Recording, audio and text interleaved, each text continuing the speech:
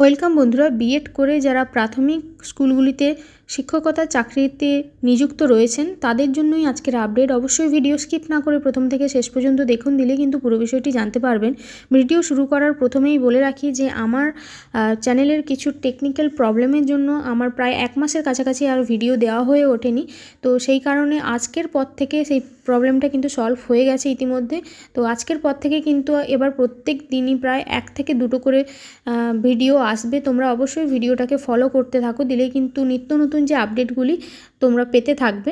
সম্প্রতি সুপ্রিম কোর্টের নির্দেশে জানায় প্রাথমিক শিক্ষক নিয়োগে যে বিএড ডিগ্রি বৈধ নয়, একমাত্র ডিএলএড যারা করেছে তারাই কিন্তু প্রাথমিক যে শিক্ষক নিয়োগে সেখানে কিন্তু তারা আবেদন করতে পারবে। এই নির্দেশের সূত্র করেই কিন্তু বিএড ডিগ্রিধারী প্রাথমিক শিক্ষকদের চাকরি বাতিলের মামলা দায়ের হয়েছে কলকাতা হাইকোর্টে এবং শুক্রবার সেই মামলার শুনানি ছিল।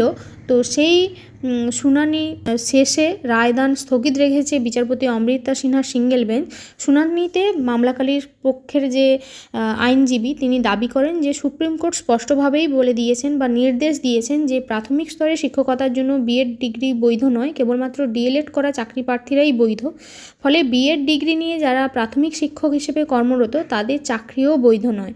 কিন্তু প্রাথমিক শিক্ষা পর্ষদের তরফে আদালতে বলা হয় যে কোর্ট এই নির্দেশ পূর্ববর্তী সময় থেকে কার্যকর করা হবে কি না সেটা নিয়ে কিন্তু কোনো কিছু স্পষ্ট জানাননি। মানে কবে থেকে এই যে নির্দেশটা সুপ্রিম কোর্ট দিয়েছে, এই নির্দেশটা কবে থেকে লাগু হবে সেটা কিন্তু সুপ্রিম কোর্ট জানায়নি। তো এই বিষয় নিয়ে ইতিমধ্যে সুপ্রিম কোর্টের কিন্তু দ্বারস্থ হয়েছে মধ্যপ্রদেশের সরকার এবং সেই মামলার শুনানি কিন্তু এখনও বাকি রয়েছে। এ রাজ্যের এখনই এ বিষয়ে সিদ্ধান্ত নিতে এখনই এই যে মামলাটির সিদ্ধান্ত নিতে পারবে না বলে জানিয়েছে হাইকোর্ট। মামলাটি স্থগিত রাখার কথা বলা হয়েছে প্রাথমিক শিক্ষা পর্ষদ, তো তার আবেদন জানিয়েছেন এবং যদিও উভয় পক্ষের বক্তব্য শোনার পর বিচারপতি অমৃতা সিনহা কিন্তু আবেদন খারিজ করেন এবং মামলাটির রায়দান যেটা ছিল সেটা কিন্তু স্থগিত রেখেছেন।